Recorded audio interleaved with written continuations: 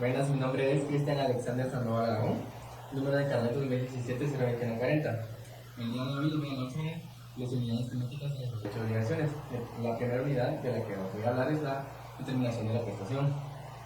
Pero primero es importante definir qué es la prestación. La prestación es la conducta o comportamiento de una determinada actividad programada en el momento de configurar la obligación. Un requisito para que nazca la obligación de dar es que se determine la cosa por lo menos en su especie.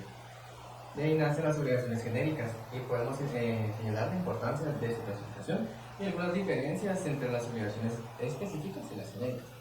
En las específicas son aquellas en las que el objeto de la prestación se encuentra individualmente determinado. En las genéricas son aquellas en las que en principio el objeto se encuentra indeterminado y únicamente se encuentra especificado su número S en relación a un género.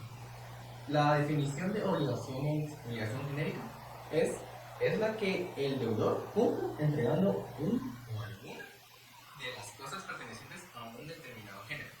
Un régimen jurídico básico nos exige dos reglas que son la primera, que el cumplimiento y a la calidad de las cosas entregadas sea imputado por el juez.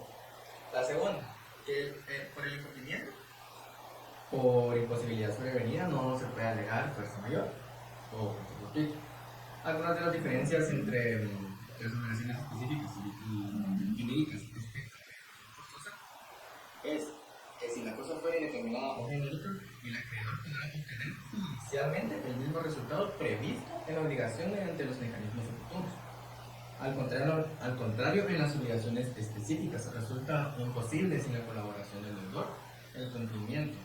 El acreedor no puede acudir a la vía judicial para exigir el cumplimiento de la prestación. Las obligaciones alternativas son cuando ante varias prestaciones solo se cumple una, según la elección del acreedor o del deudor. En las obligaciones genéricas se producen en relación con un género, de manera que se pueden cumplir sustancial y genéricamente idénticas, mientras que en las obligaciones alternativas cada cosa se encuentra especificada. La facultad de elección es la que se le atribuye al deudor. La pérdida o imposibilidad sobrevenida en la obligación alternativa es cuando el deudor pierde esta facultad de elección. Ahora bien, las obligaciones facultativas las podemos definir como aquellas obligaciones en las que, debiéndose una sola prestación, cuyo perecimiento fortuito libere al deudor, se concede a este la facultad de realizar una prestación distinta, como el tema efecto obligatorio. Algunas de las diferencias entre las obligaciones alternativas y facultativas son que en las facultativas la prestación está perfectamente individualizada desde el inicio. En las alternativas hay una indeterminación inicial. En las facultativas, la ilicitud da lugar a que no nazca la relación obligatoria. En las alternativas, la ilicitud o imposibilidad debe afectar a todas las prestaciones.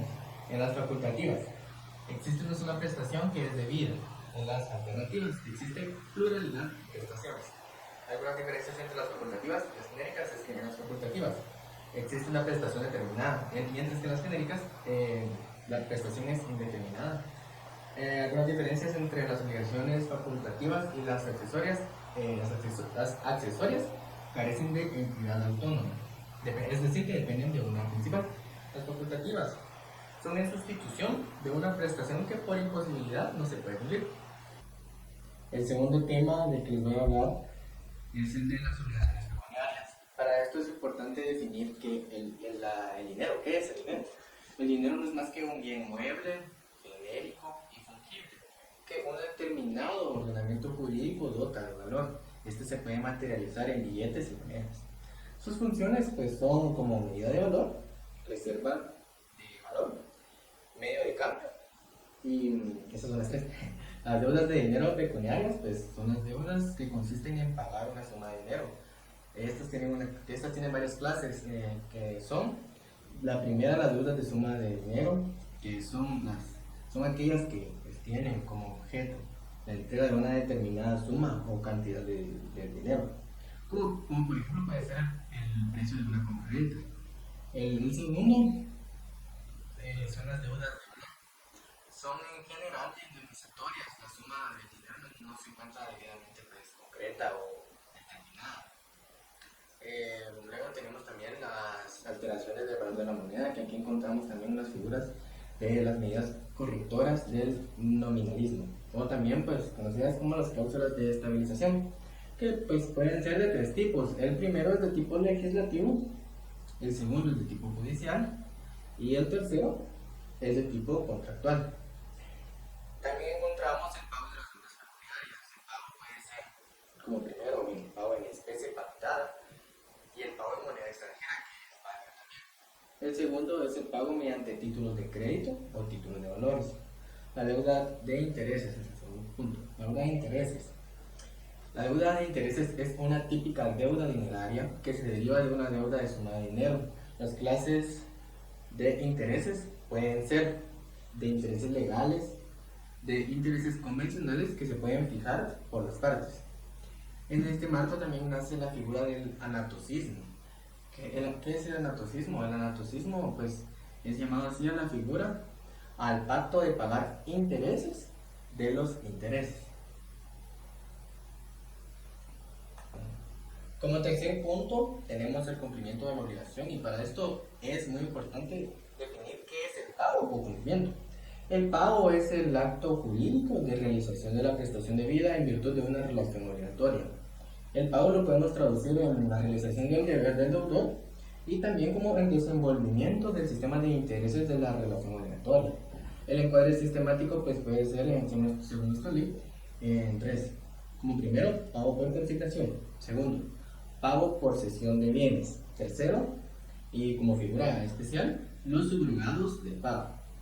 Para que el pago sea válido en nuestro Código Civil, desde el artículo 1338 al 1388, establece 4 requisitos que son esenciales. Como primero, quien paga tiene que ser una persona de capacidad plena de realizar el acto.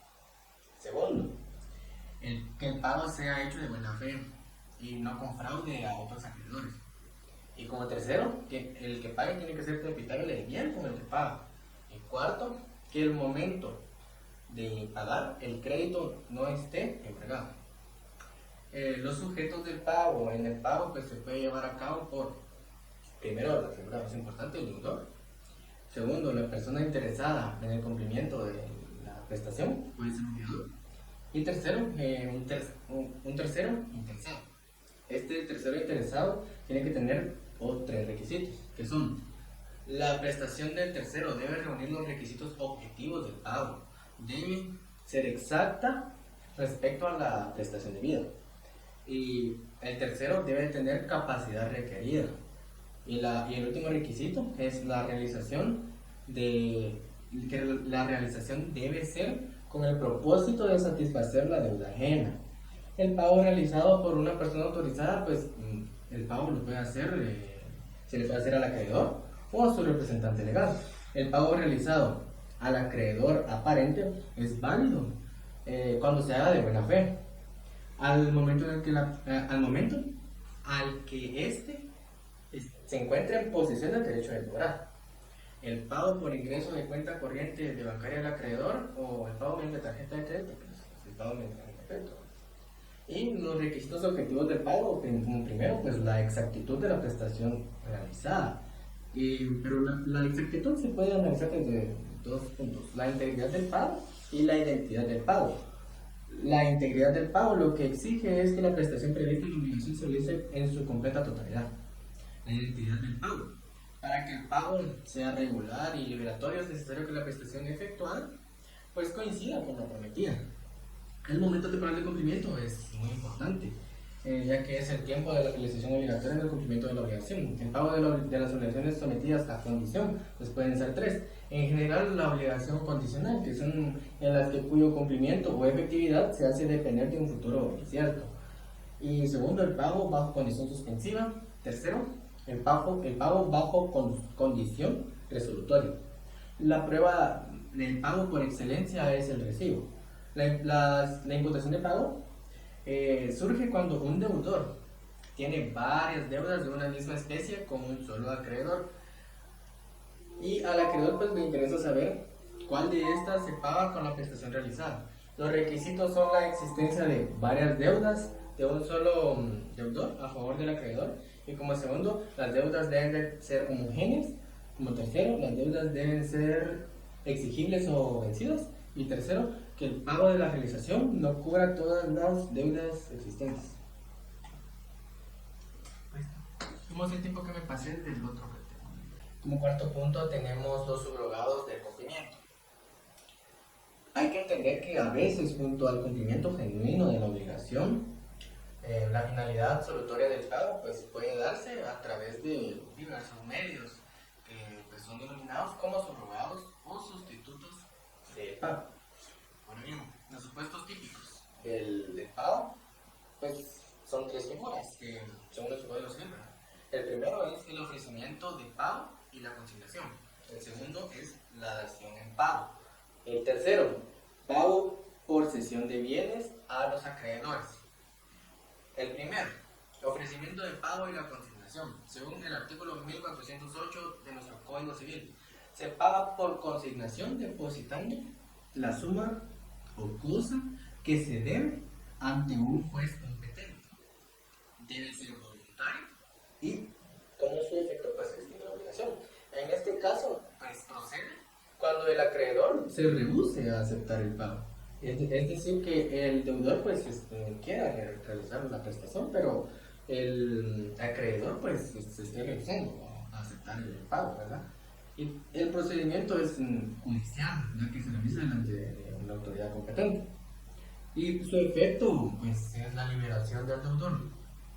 El segundo, la dación en pago.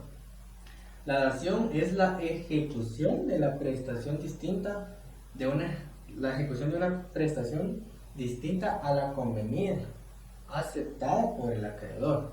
Sus requisitos esenciales son, como primero, que el deudor realice una prestación diferente a la previamente pactada o a la convenida. Como segundo, el acuerdo entre el deudor y el acreedor sobre esta nueva prestación, es decir, que ambos previamente pacten un acuerdo en el que estén ambas partes satisfechas. Y en el tercer requisito, que se produzca la extinción de dicha obligación. Las diferencias con el pago pues son que la dación en pago se entrega una cosa diferente a la prometida, mientras que en el pago se puede hacer contra la voluntad del acreedor. Y como tercera figura tenemos el pago por cesión de bienes a los acreedores. ¿Qué es? Pues es la entrega o abandono por el deudor de todos sus bienes a los acreedores para que los bienes procedan a su liquidez y su precio sea el pago de los créditos. Sus características son que solo libera al deudor de la responsabilidad por el importe de sus bienes, salvo pacto en contrario. En los pactos sobre la cesión, y que los pactos sobre la cesión pues sean entre el deudor y los acreedores. Sus clases pues pueden ser dos, judicial o extrajudicialmente. 10 minutos, candidato. El quinto. Como quinto punto tenemos el incumplimiento de la obligación. Pero, ¿qué es el incumplimiento? El incumplimiento es la omisión de la prestación en el tiempo previsto, causando así una insatisfacción del interés del acreedor. ¿Cuáles son sus efectos? Principalmente tres, que son, primero, deber de restituir o de reparar el patrimonio del acreedor. Como segundo, la sujeción del patrimonio del deudor para que pueda ser objeto de agresión por parte de los acreedores para subsanar la disminución sufrida con su patrimonio. Y como tercero, el deber de reparación al patrimonio del acreedor sufrido como consecuencia de la omisión de la prestación. Este tiene principalmente tres clases, que son el retardo o retraso, y el segundo, el incumplimiento definitivo, o tercero, es el cumplimiento pero defectuoso. La realización tardía de la prestación pues son cuando los presupuestos, aquí cuando principalmente contamos el presupuesto de mora, que se regula en el artículo 1428, 1429, 1430, 1431, 1432 de nuestro Código Civil. La mora es el retardo calificado de la realización de la prestación por parte del deudor. Esta produce efectos Y esos efectos son de excluir al deudor de la liberación por imposibilidad y por otra parte de la obligación de reparar los daños causados según el artículo 1433. Para que estos efectos pues, se produzcan es necesario como primer punto que la obligación sea positiva y que consista en dar o hacer. Como segundo, que sea una obligación exigible. Como tercero, que sea una obligación o intimación del acreedor al deudor. Y como cuarto, la culpabilidad del deudor en cualquiera de sus grados, que puede ser dolo o culpa. Ahora bien, la mora tiene dos efectos, que como primero es la responsabilidad por daños y perjuicios causados al acreedor por el retraso del cumplimiento de la prestación. El segundo es la producida la pérdida o destrucción fortuita de la cosa en poder del deudor que se halla en mora no produce su liberamiento, según el artículo 1433 a 1435 de nuestro Código Civil. La mora de las obligaciones recíprocas. En este caso, pues, es el cumplimiento de la prestación a cargo de una de las partes situaría en mora a otra parte sin necesidad de interpelación. Como sexto punto encontramos la responsabilidad por incumplimiento. Primero es importante definir qué es la responsabilidad contractual. Para que exista, la responsabilidad civil o contractual, es preciso que previamente exista un contrato válido entre el responsable y la víctima y que el daño resulte de su incumplimiento. En nuestro Código Civil se encuentra regulado también las directrices de la responsabilidad del deudor en el artículo 1423, que nos señala: el incumplimiento de la obligación para el deudor se presume por culpa suya, es decir, se presume la culpa del deudor mientras no se pruebe en contrario. Ahora bien, para que haya lugar a resarcimiento en daños y perjuicios en materia contractual, pues debe existir un incumplimiento culpable de la obligación. ¿Qué pasa si el incumplimiento pues, es fortuito? El deudor, en este caso, queda liberado. Ahora bien, la imputación de daños derivado del incumplimiento es el que corresponderá cuando todo menoscabo o desventaja que sufra una persona en sí misma o en su patrimonio como consecuencia del incumplimiento inexcusable de un contrato. Esto es el daño. Para el establecimiento de las reglas, el cálculo a la cantidad que ascienden los daños y perjuicios que se encontramos reguladas en el artículo, desde los artículos 1433 al 1435 y 1535 y 1536. La acción indemnizatoria únicamente procederá cuando se prueba la existencia del daño que le ha ocasionado al acreedor el incumplimiento del contrato. Este genera por sí mismo solo la obligación de indemnizar. En el artículo 126 de nuestro Código Procesal Civil y Mercantil también nos dispone la carga de la prueba, que las partes tienen la carga de demostrar sus respectivas disposiciones de hecho. Todo esto lo podemos reducir a que, como primero, debe existir un comportamiento incorrecto del deudor. Segundo, los criterios de imputación pues, son los objetivos. Y tercero, se presume que el deudor ha incurrido en culpa salvo disposición contraria. Ahora bien, tres son los principales problemas de las consecuencias del incumplimiento en orden de responsabilidad del deudor. El primero es la responsabilidad de los daños que se derivan de mera omisión o de prestación de un tiempo en el tiempo conveniente. La segunda, el daño y perjuicio ulteriores derivados de la inejecución. El tercero es la responsabilidad o no de un derecho del deudor o la contraprestación prometida por el acreedor en las obligaciones recíprocas. La indemnización de daños y perjuicios la encontramos en nuestro Código Civil guatemalteco en los artículos 1433 al 1435. La indemnización de los daños y perjuicios es el resarcimiento económico del menoscabo al perjudicado. El causante pues debe repararlos en su totalidad para restablecer el derecho perjudicado. La indemnización pues debe comprender las pérdidas efectivas que ha sufrido el perjudicado, todas las ganancias que ha dejado de recibir, el lucro incesante y el daño emergente. La indemnización de los daños y perjuicios dentro del sistema de responsabilidad contractual trata de conseguir que el patrimonio del dañado pues sea reparado. Ahora bien, el daño patrimonial nos atañe al 1434 del Código Civil.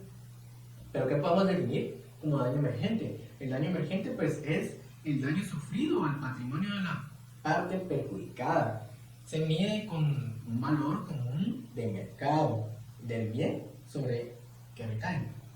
Ahora bien, esto también puede comprender los gastos de realización por razón de la obligación incumplida, también las pérdidas producidas en los bienes del acreedor a causa de la prestación defectuosa. También encontramos la figura del lucro incesante, que es cuando se aglutinan los ingresos, beneficios, ventajas o desventajas, ganancias de lo que el acreedor se ha visto privado, es decir, un lucro que ha sido frustrado. Ahora también encontramos el daño moral o no patrimonial, que es la lesión o vulneración del interés no patrimonial que sufre una de las partes contractuales, como consecuencia también del incumplimiento del contrato. El incumplimiento en forma específica o in natura es una admisión del derecho al cumplimiento si la prestación debida pues, no, es posible. La parte perjudicada pues, puede exigir el cumplimiento in natura. Al respecto a nuestro Código Civil, en los artículos 1324, nos señala que el acreedor tiene el derecho de reclamar el cumplimiento forzoso que le fije un término prudencial a la contraparte. También es importante leer el artículo 1535, que en todo contrato bilateral hay condición resolutoria. Esto es muy importante. Ahora bien, la ejecución de las obligaciones de edad, la ejecución forzosa de las obligaciones de edad, la encontramos en el artículo 1320.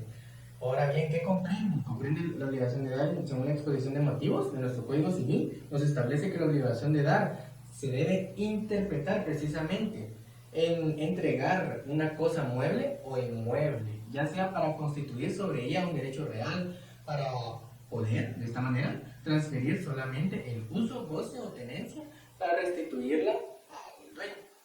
Ahora bien, dar pues significa toda obligación de entregar, como por ejemplo, pues podría ser una compraventa que se fija el precio de una cosa en específico.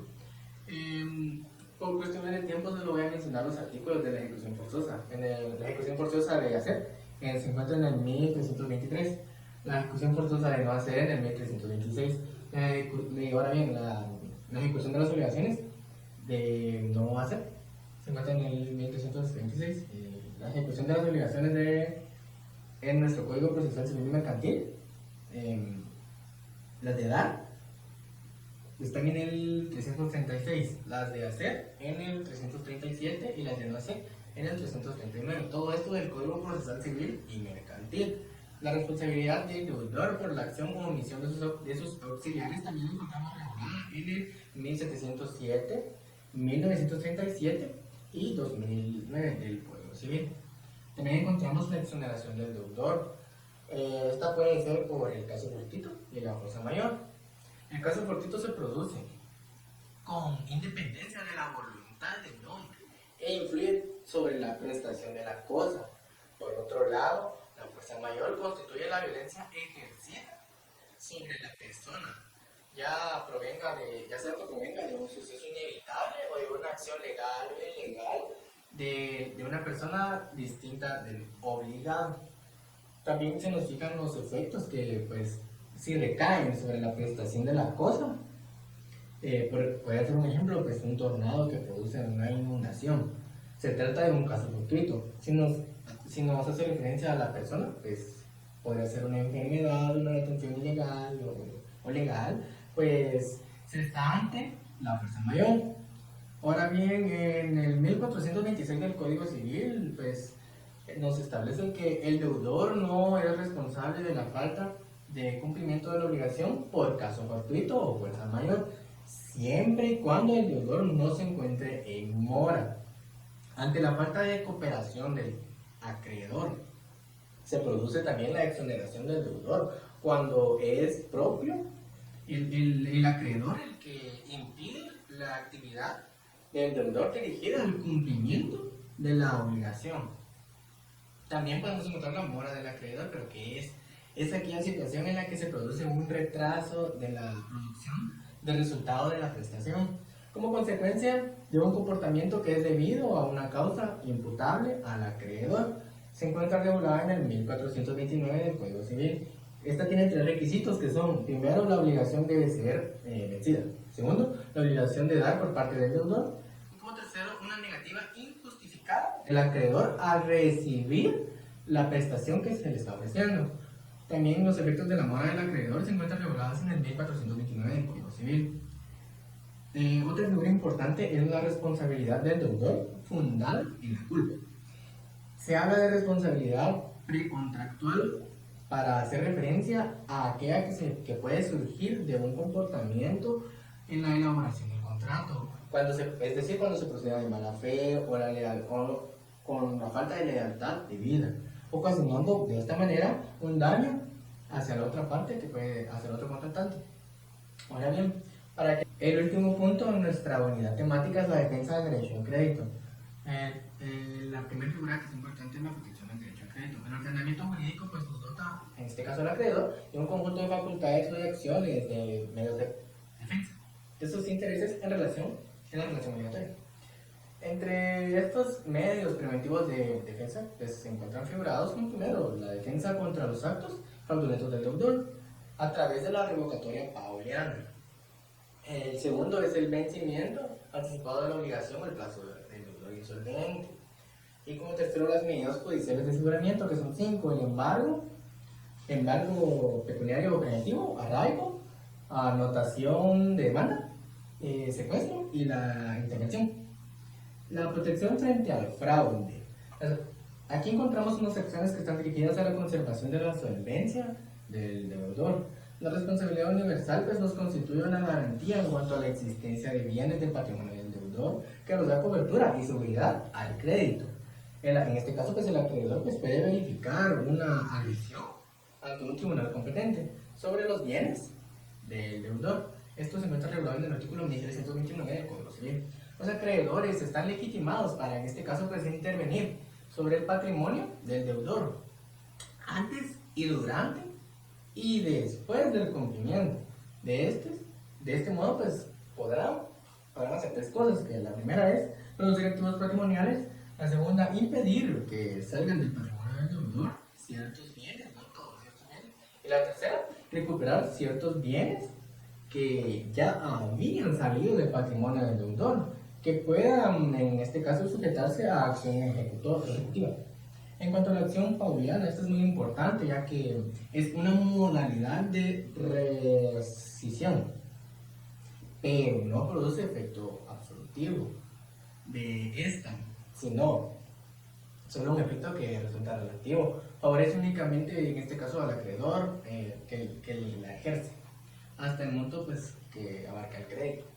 En dicha acción pues, se intervienen tres cosas que son muy importantes. La primera es que el deudor realiza actos de disposición de sus bienes. La segunda, el acreedor, o el perjudicado en este caso, pues por los actos del deudor.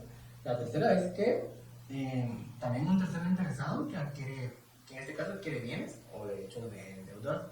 La acción revocatoria, pues la encontramos regulada en nuestro Código Civil en el artículo 1290, el cual pues nos dispone que todo acreedor puede pedir la revocación de los negocios celebrados por el deudor en perjuicio o fraude de sus derechos.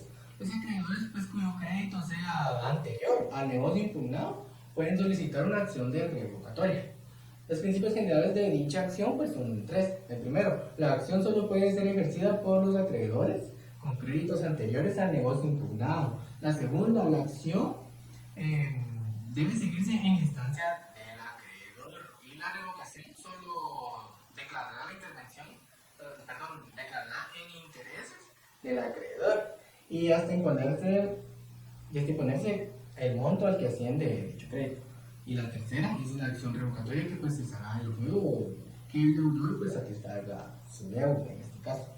Una vez pues declarada judicialmente la renovación, la revocación, los bienes se devolverán por el que los adquirió de mala fe, como una indemnización en daños y perjuicios. La acción revocatoria pues tiene un término de prescripción que es de 1 año. Los requisitos para ejercer la acción pues, revocatoria es que el acreedor la puede ejercer como primer punto que el acto impugnado cause perjuicio.